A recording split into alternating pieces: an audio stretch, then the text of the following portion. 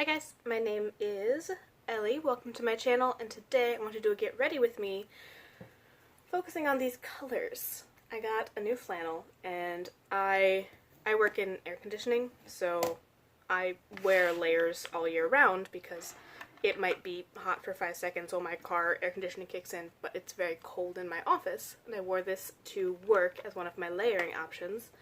I really liked it, and I was very interested in doing like a grungy, gray-toned, silver to blue eye look. And I have a thing tonight. One of my friends is having a housewarming barbecue thing, and fall starts on Monday, so we're doing it even though it's still decently hot out. I'm not wearing the actual flannel to the party because it's an outdoor party, but I'm still very excited, so we're doing it. And I had kind of two things that were sticking in my head that I thought we would chat about in the meantime.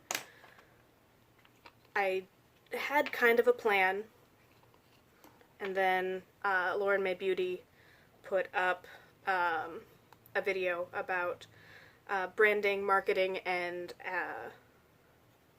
her opinions on some brand advertisements.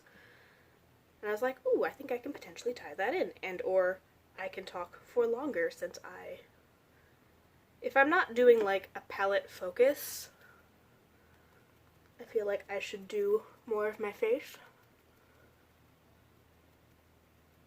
And then I have more chat time. So I thought I would talk to you guys. My initial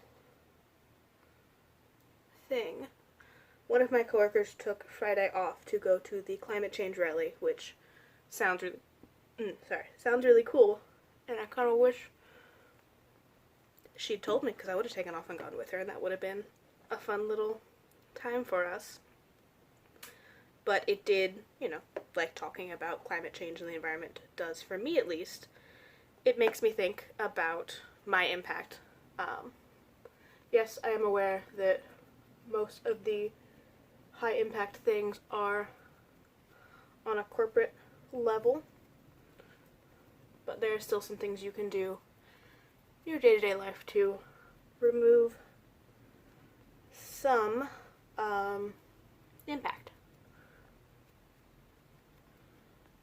So, a lot of what I've been doing is trying to get things with smaller packaging, trying to get things with reusable packaging, or that comes in packaging that's going to break down faster than plastic. So, with the start of fall and pumpkin spice being everywhere, I was very excited about getting some pumpkin spice creamer for my coffee, but I remembered that both of the creamer brands that I tend to like, which I haven't really had around in a while, come in plastic containers, which yes, you can recycle, but it is a higher impact than something that will break down faster, like a wax paper carton, or something that's reusable. So I had a little bit of time, so I googled if there were any good recipes out for like making your own pumpkin spice creamer, which then I can also control a little bit more about what goes into it. Let me just try and trick it into staying back. I can have some more control about what goes into it and get fewer preservatives and weird colorings and whatnot, and keep it just on the things that actually matter for the end product. Okay. This is very annoying. But I also don't want to like put a headband up because then I'll get a crink in my hair. My hair is actually going to be down potentially for today. So let's just deal with it. So I did. I found a nice recipe, and then I made that. So I made my own pumpkin spice creamer for my coffee. It's delicious. Because it's basically just cream, pumpkin puree, spices, and some maple syrup for sweetness, and it's delicious. Then I made some coffee. That was really good. But while I was doing my errands for the week, I went by Lush because I was out of eye cream, and That picked up a lot more powder than I thought it was going to, and it just keeps blending and spreading.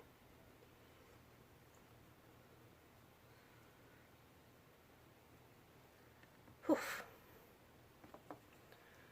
So I went to Lush to get some eye cream because if I'm already going to be driving, I thought I might as well go in store as opposed to ordering something online because I'm trying to do less of that. And while I was there, I asked about their Halloween stuff because we're getting into the season, and I had seen some online when I went to compare some of the items I was interested in. I tend to do my research before I'm in the store because it's just easier.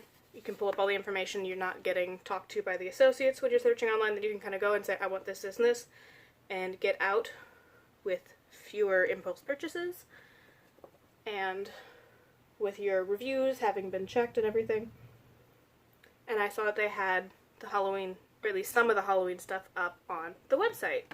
So I was like, ooh, I'm getting low on shower cream. I can get a fun Halloween shower cleanser thing and have a good time.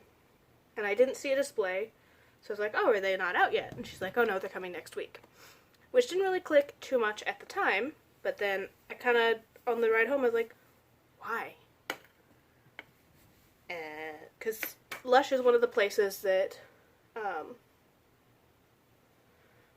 has a big environmental aspect to their like brand goals of trying to be lower impact on the environment, trying to be sustainable packaging, fewer ingredients, stuff that biodegrades, which is why I went there and did end up buying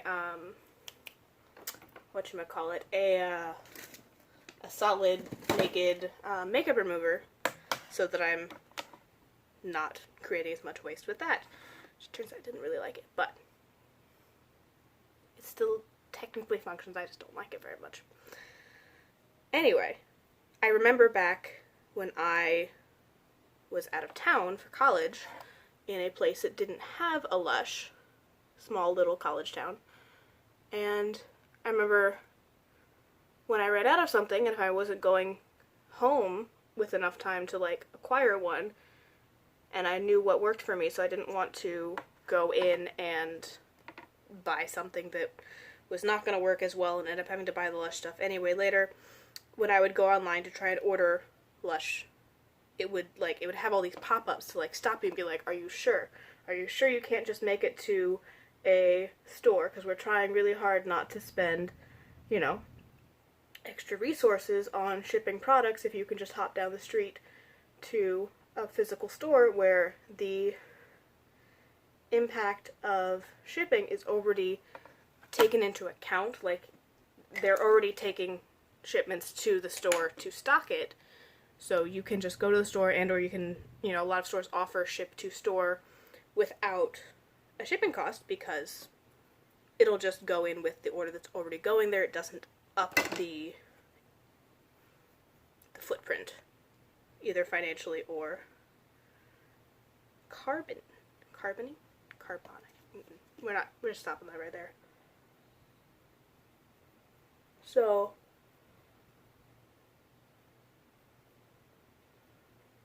and the employees in the store have done similar things. They're like, hey, if you want something, let us know so we can try and add it to an order, or we can request that our location receive it so that you don't have to A, spend your money paying for shipping, and B,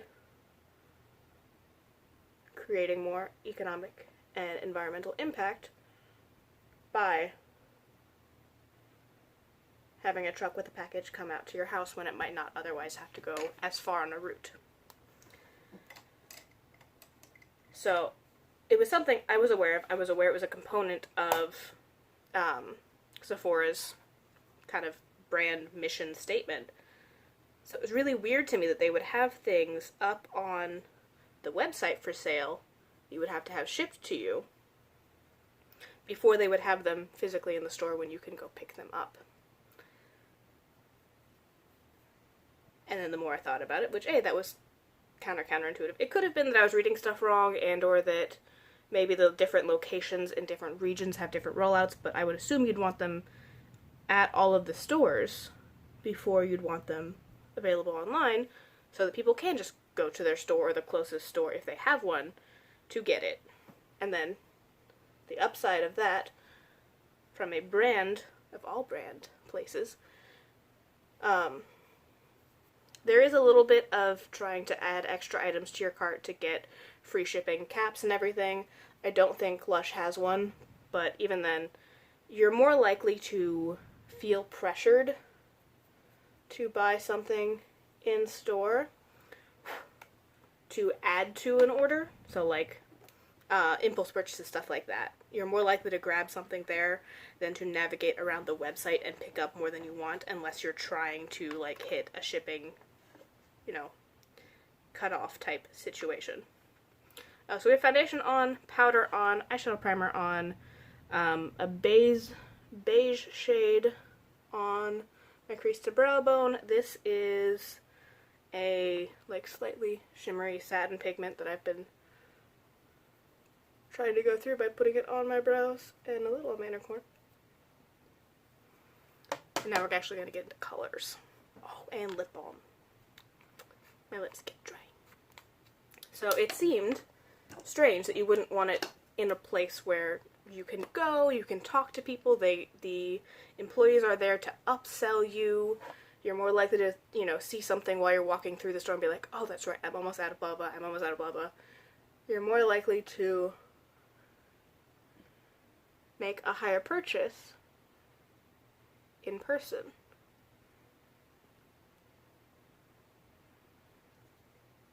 So, I know, I'm a mess.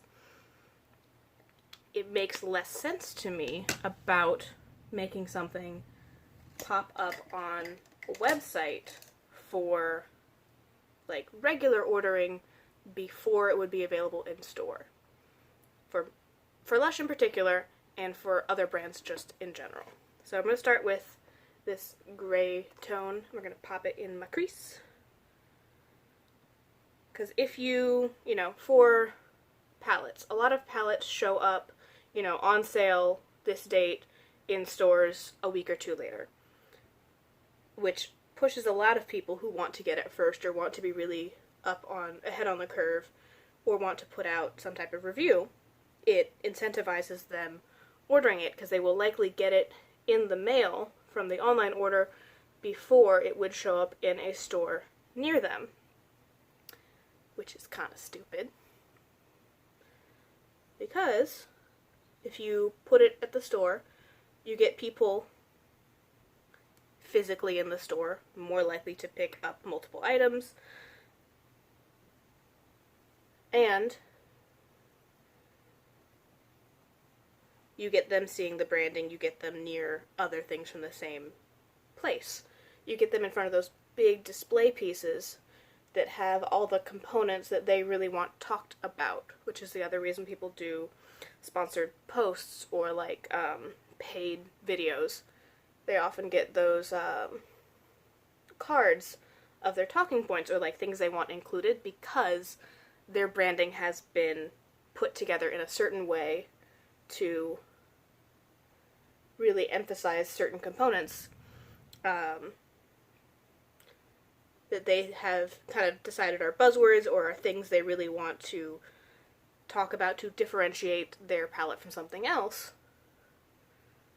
So like when this Tarte palette came out, it was likely a big talking point that it was, from Tarte. I think this was one of their earlier palettes. That it was all matte, that it was neutral, that it was versatile, day-to-day, stuff like that. That are the responses to, oh, why do I need another palette? Well, do you have an all matte palette? Do you have an all matte neutral palette? Do you have a gray? Do you have a purple?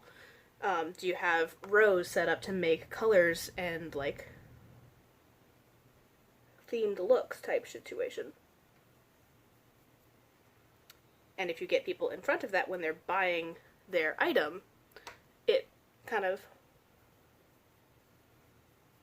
reminds them what the brand marketing is pushing in particular for that item. So when Benefit comes out with a new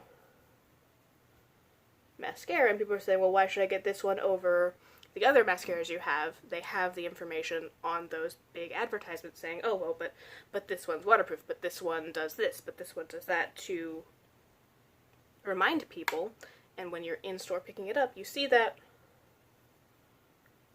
even if it is kind of subconscious, it's then still subconsciously in your association with the product. I did something weird over here. We're going to blend it out. It's fine.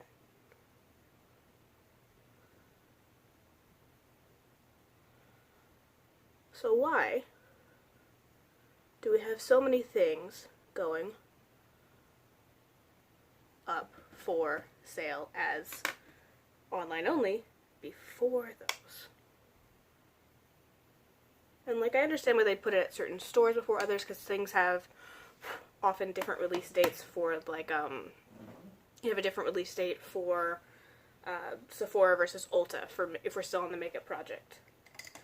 You would want things at certain places depending on who paid more for the contract to get theirs there first. I'm going to take this dark brown multitasker on a little pointed brush on the outer section to really deepen up what's happening.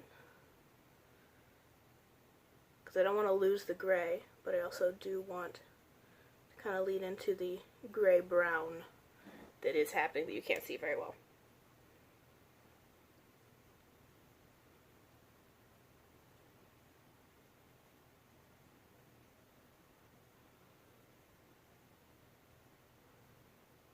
Now, I'm sure there's a reason,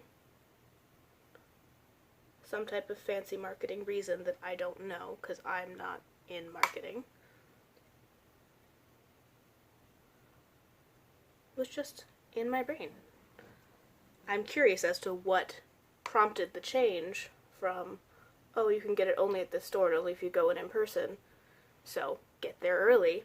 Kind of like the doorbuster deals, those types of situations. They're like, oh, come into our sale, and not only come into our sale, but come into our sale before a certain time, or else people will take your stuff, to kind of like play on the anxieties of FOMO and missing out, and then they do extra deals based on when you show up to the sales and all of that. Extra psychological stuff.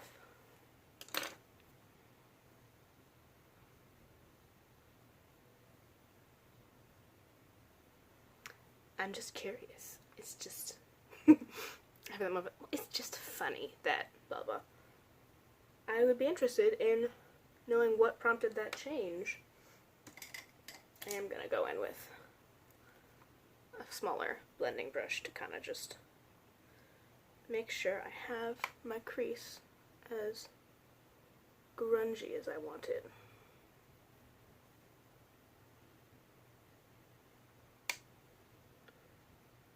Because even though I'm not bringing the fleece, flannel, even though I'm not bringing the flannel with me to the party, it is overcast and dreary, so my eye look will still kind of make sense.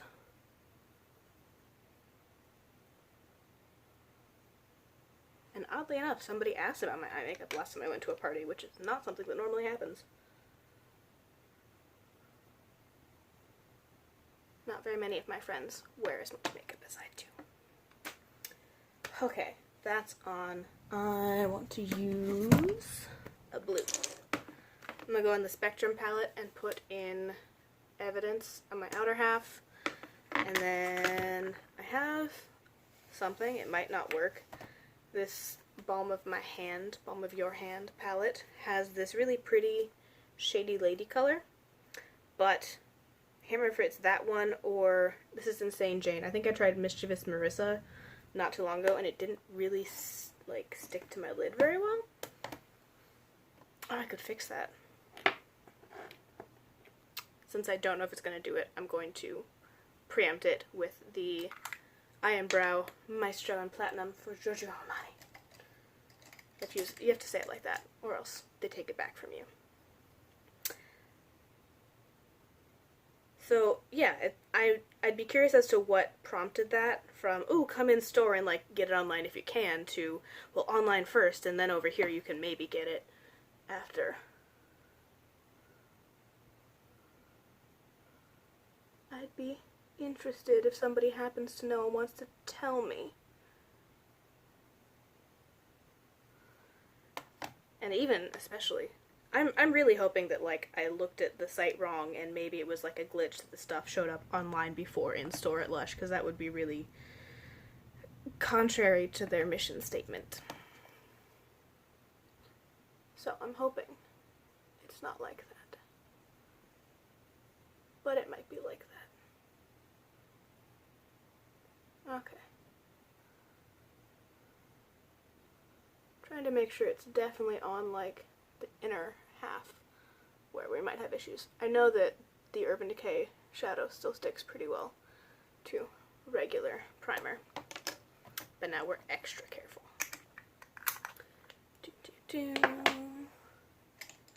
Let's start with, I guess we go with this little packing brush for the blue, then I have this bigger fluffy one for the other one.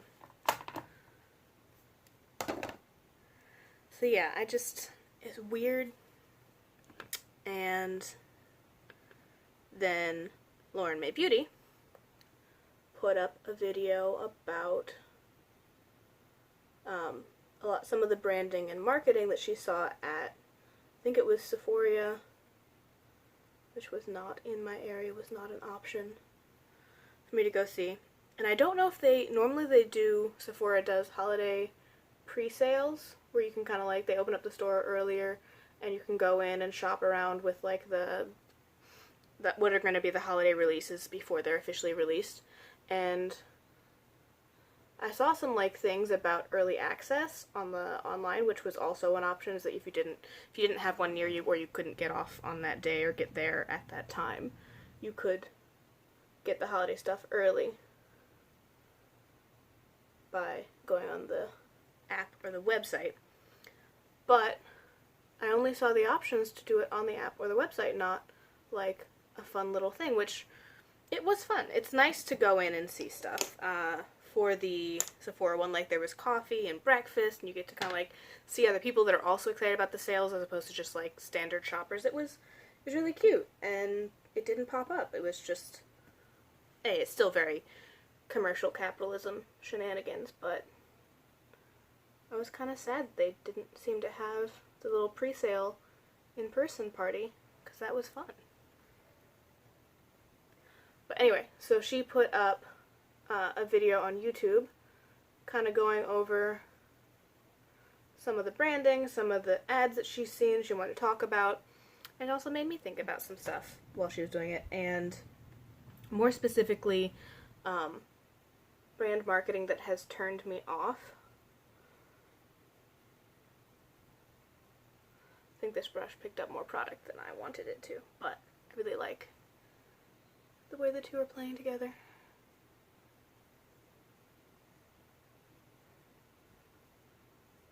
Okay, and then we go back in with the blue to fade the edges.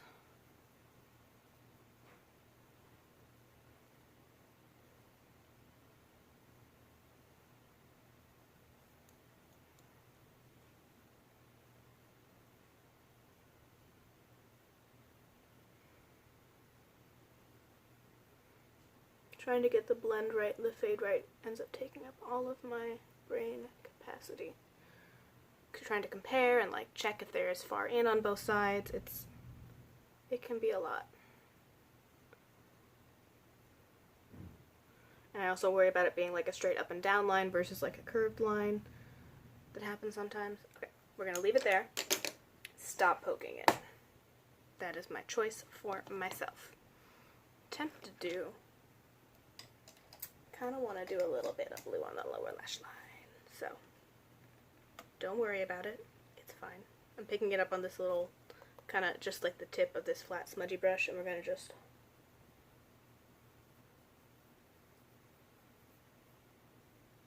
apparently get it in my eye. Yeah.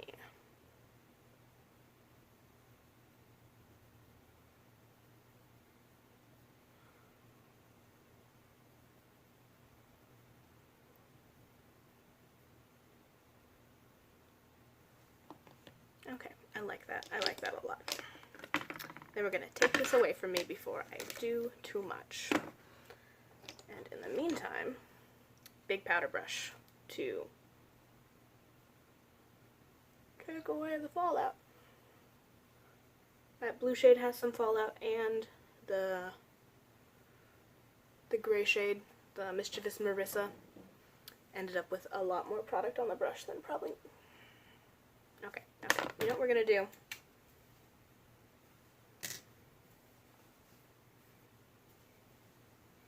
I'm going to hopefully make sure that that chunk of hair is involved with its friends so that it stays off my face. So yeah, she talked about some good marketing, some bad marketing, some of the more problematic things that kind of show up with makeup marketing in particular. The way that they all set up different emails to kind of... Some of it was passive aggressive, like some of the stuff she got was like, oh, fuck them.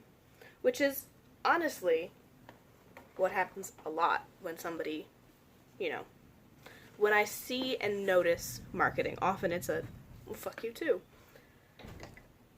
Mainly, I remember bad marketing, like everybody, you remember the bad things. One of the big ones has been Ipsy.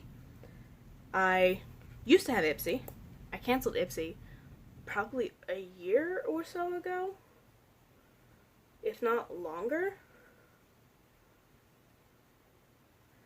And canceling Ipsy was a shit show to begin with. You have to go on the website, you have to go through several promptings, tell them, yes, you definitely do want to cancel your subscription. Then they send you an email, which for me, and for a lot of people, ends up in spam, because it's not from the regular Ipsy email. And then if you don't get that email and open and click a link in that email, you're not actually unsubscribed. Because I thought I'd gone through all the steps and said, yes, I don't want it, I want it canceled, blah, blah, blah, blah. And I either didn't remember or didn't see the email, and I found it later in my spam folder, and it wasn't super clear that they were sending an email that had the last step in it. So I ended up with an extra month where I was just like, what the fuck is this? I thought I canceled this. No. I have to go back in, do some extra shit. It's stupid. It's really stupid, really frustrating. And made me significantly less likely to ever go back. Like, I'm not really sure I need subscriptions of pretty much anything. Like, nobody needs it, but I really, especially beauty, it's so unlikely that I'm going to need new makeup and that I'm not going to find stuff on my own that I would rather have, that they're going to somehow find the secret surprises. I'm more likely to hear about makeup I might like from Instagram and, you know, the makeup news places that I follow than to see an email or a subscription box and be like, ooh, yeah, that. I was right, I forgot to do. I tend to run what's left over on my bronzer and the sides of my nose as a very lazy thing. Not so much to contour, just to make sure that the middle of my face is not just super pale while there's actual, like, color and things happening in the rest of it. Which is the other reason I, like, go across here. Not because I want my forehead to be smaller, but because without it, there's no guarantee that I will look alive. So out of the same one, I used the bronzer, and then that blush, and then topped it off with that blush. Before I get too far ahead and you're like, wait, what the fuck are you doing? Stuff. I'm doing stuff. Next is brows. So I'm going to take a tiny last little bit of brown shadow in the corner of that you can't see with a wax pencil to do my brows. So, follow-up A, canceling Ipsy is bullshit. It's all ways to trick you into staying when if you're trying to cancel, you don't want it. Whether it's a financial thing, or a boredom thing, or just a I tried it out and it wasn't for me thing. They're trying to trick you into keeping a subscription that you decide you don't want, which is some bullshit. Very suspect. And then, the fact that you have to go through second steps and hope that your email is correct, that they don't have it in wrong, that, you know, it doesn't get caught by your spam filters and put in your junk mail, and that you're aware that you need to do the last step through an email. It's been a while, I don't remember if they told me, or if I just never saw it come up, or if I wasn't clear, is also possible. And they kind of do some stuff, whether or not you opt in. Sephora has your email now. Or not Sephora, Ipsy has your email now. And they're going to send you stuff. You're still on the mailing list until you opt out, and even then you probably have to sass them in order to truly get out of their mailing situation. You're going to get emails. You know, deals to try to entice you back in. Which I'm aware of, that's problematic and it's in a separate way, but they send emails that are kind of coded like you're getting a box. Like you, I guess, had a dream and signed back up and forgot that you were signed back up. Because they'll send out emails being like, oh, your next Ipsy bag, your next this. And you'd be like, what the fuck, I'm not subscribed anymore. And you open it up, and it's, you know, a long email saying, well, if you get back with us now, if you sign back up, you can get this is coming in your next bag if you sign back up, even though they put it in the, you know, the header. What is that called?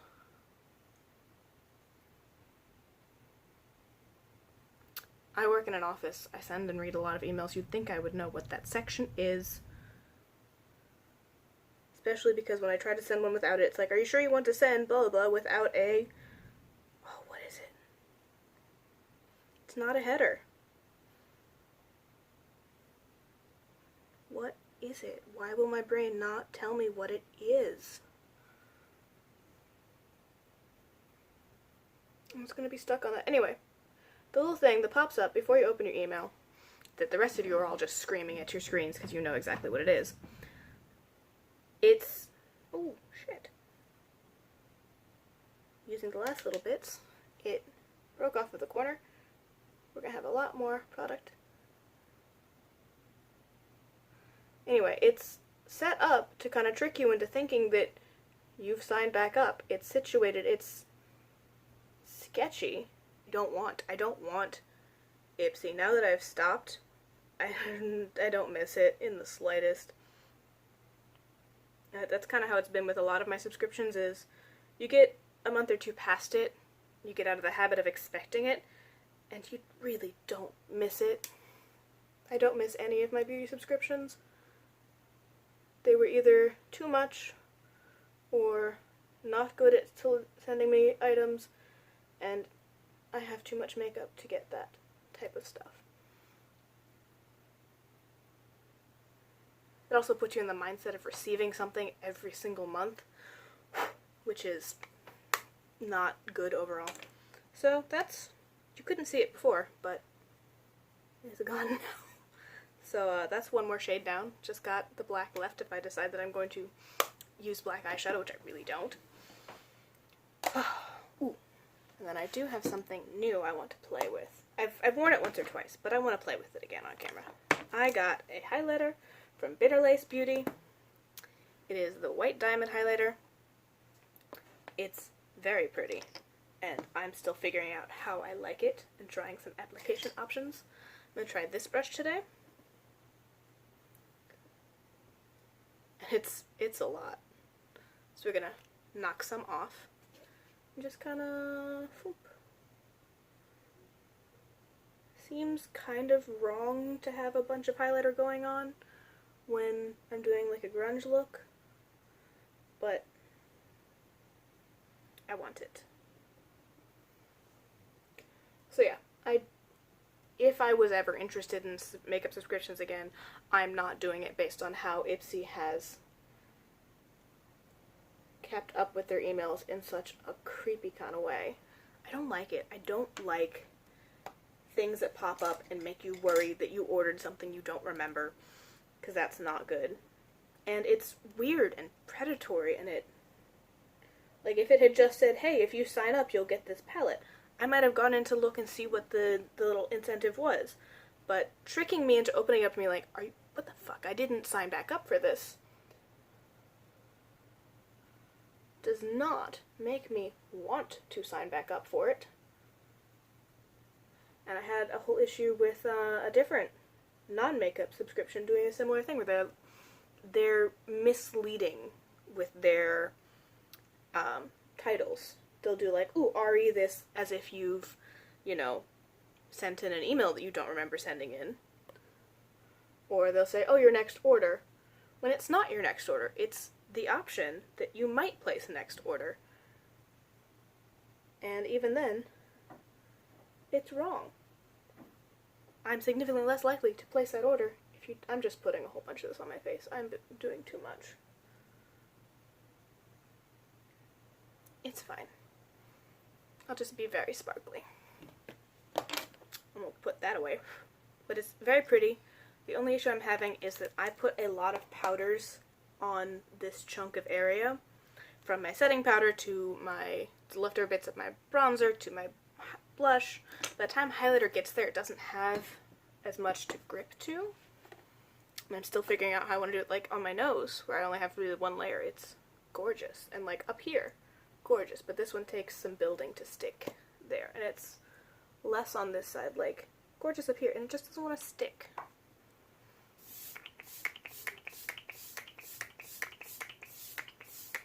If I was real dangerous, I would put it on after doing this, but that has been aggressive sometimes. Ooh, I did want, well, I can't now, but I'm going to take a little bit of Star and put it on my inner corner as my highlight on my eyes. But I'll do it very carefully, for safety reasons. But yeah, I think brands think that they're being, fun and creative, and it probably does drive involvement. Like, you're more likely to click on things if you're scared. Or, those little like, oh, you forgot something in your cart. No. It's unlikely that somebody forgot something was in their cart and navigated away from the site. They put something in their cart for a reason and then decided not to buy it and or decided to put off buying it. I'll put stuff in my cart so I know where it is.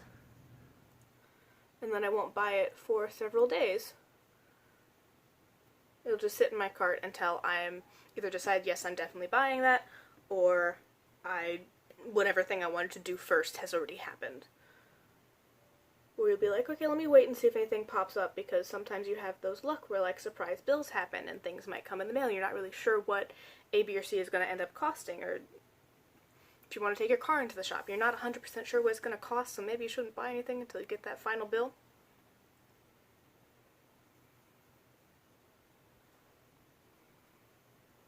How do you like how this turned out? My grungy flannel eye. Okay, so that's just mascara and lips. The other thing that has kind of popped up besides marketing that kind of just makes you cringe and makes you not want to support the brand,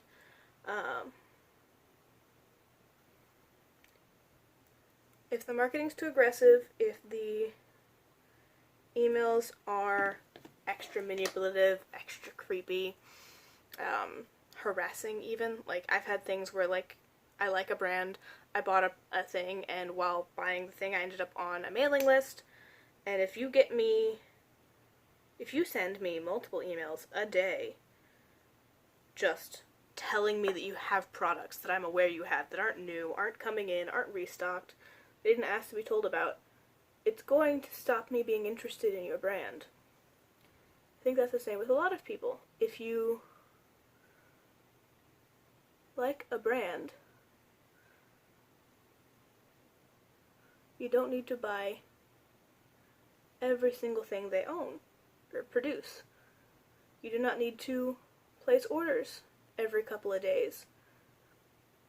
If there's not a sale, and by a sale I mean like a real, actually impacting the overall cost, like a 10% off coupon is really just not that much in the end goal. You're still spending 90% of the cost of the product. Even like 20%, that kind of takes off tax. It's not something that majorly impacts things.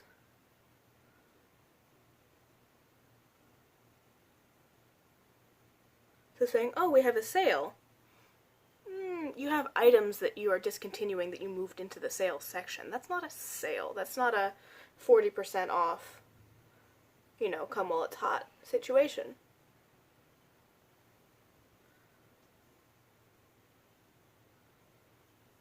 Saying, oh, we have new products. And it's not new products, it's just products that you've had out for months that you want to re-promote because they aren't selling the way you thought they were going to. That's not email worthy.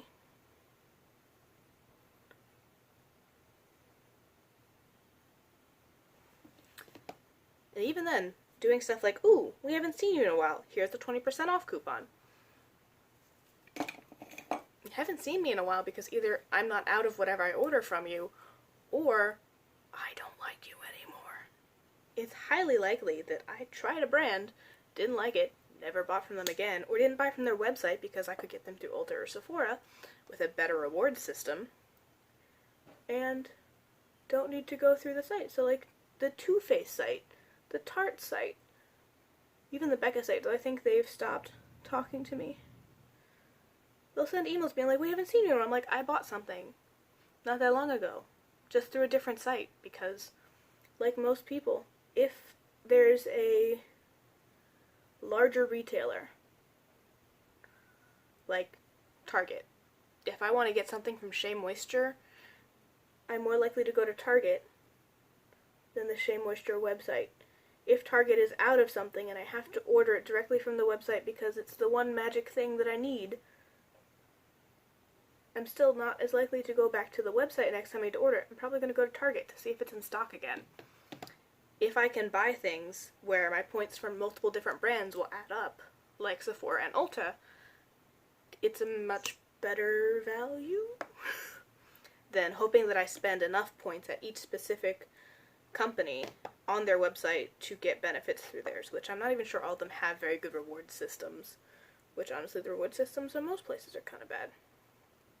So I'm just ranting.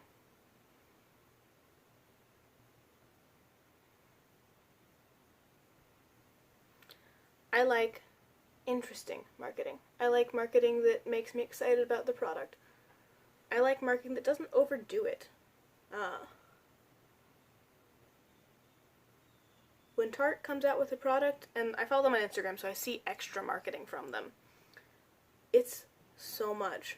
They do their little specific, like they have a group of influencers that work on, I'm guessing on payroll or on commission per little video tutorial thing. It's the same like 3 or 4 people.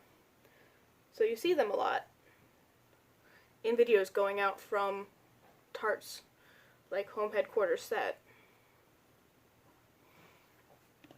They're doing a bunch of tutorials which are honestly end up pretty similar. They then repost other people's. They do so much that you don't need. And that doesn't make me interested in the thing. There's items that I've seen and been like, ooh, I'm potentially down for that. And by the time I'm done with all the marketing they put out about it, I don't want it anymore. I'm annoyed. I'm annoyed when they take a super neutral, very lazy look and try to tell me that it's revolutionary and you need this. No, I don't. I can make that look. Ooh, what lipstick do I want? I have them in here. What haven't I worn in a while? I'll do this one. No. Thing is, I have, not Griffin, where's the other one? Yeah, Dread. That's a good color for this. This is Anastasia Beverly Hills lipstick in Dread. Kind of brown, kind of neutral, kind of corpsey.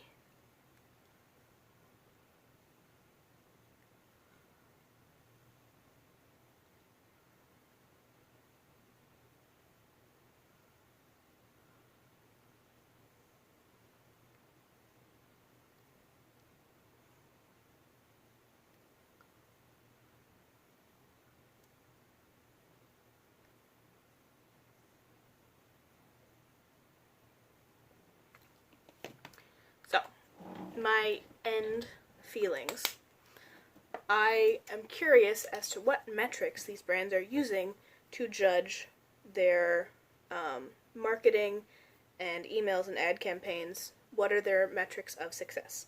Because I work in a place where you deal with things like that. We've had issues where they've said, oh, we have this, this, and this going on. I'm like, well, what are the metrics you're judging your success by? You want, say, your customer service to improve, but what are you doing about that? What are you counting as successful customer service? Is it how many times somebody has to call in? Is it how long the call takes? Is it how long they're on hold prior to speaking to somebody? Is it how many times the call is transferred between departments? Is it an end satisfaction rating that the patient or the customer is putting at their call? Like, what are you're using? And I would be very interested to see what metrics these brands are using to judge the success of their email and marketing campaigns. Is it that they can tell, like, you can put read receipts on emails so people will see when the emails are open. So is it that they're marking how many times emails sent out are opened? Is it how many times it's opened and then the link navigates them through to the website? Is it emails out versus website activity? Is it how many times those codes sent in emails are used in actual purchases? Is it the overall cost that those are used on? I have questions to see what is driving them to make these types of emails that I hate. Anytime I tell somebody about one that was particularly egregious, they get upset too. It's not like I'm being extra. And from Lauren Mae Beauty's, sounds like she doesn't like him either. These are not feeling like successful emails to drive sales. And I'm wondering if that's because somewhere out, like, is it that we're the outliers and there's a bunch of other people that are following the prompts enough to make purchases out of those types of emails, or is it because they're using a metric that doesn't actually correlate properly? Because, yeah, if you're checking whether or not I opened it, I'll open it out of panic, but I'm not going to buy from you. If you're counting how many emails go out versus people coming to your website at all, that might not be the same thing either. It might be something else. It might be that some big YouTuber mentioned you, or somebody else saw something, or a new ad went up somewhere else. It might not be the cause of that higher traffic. The best one would be if you're sending those out and giving some type of link in there that the link is trackable, or the like a discount code in those emails that is specific to the email batch that you're then seeing applied to so many purchases. That would be my best suggestion. But I have so many questions. I would love to just look into the data in a company and really figure out why they're doing it, what information is making them make these leaps that look so weird to everybody else. Also, I like my eye look, and I feel like I did a good job matching. Thank you all for watching. I will see you guys later. We didn't even really touch on ad campaigns that backfire and make people boycott a brand, because that's a whole different thing. But I have to go, because I've been talking for almost an hour. Bye. Thank you all for watching. I will see you next time.